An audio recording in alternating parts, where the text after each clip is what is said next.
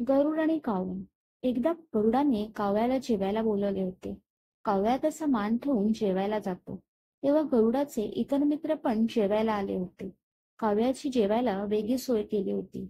बाकी मित्रांना चांगले चांगले जेवण होते, पण कावळ्याला साधं जेवण होतं.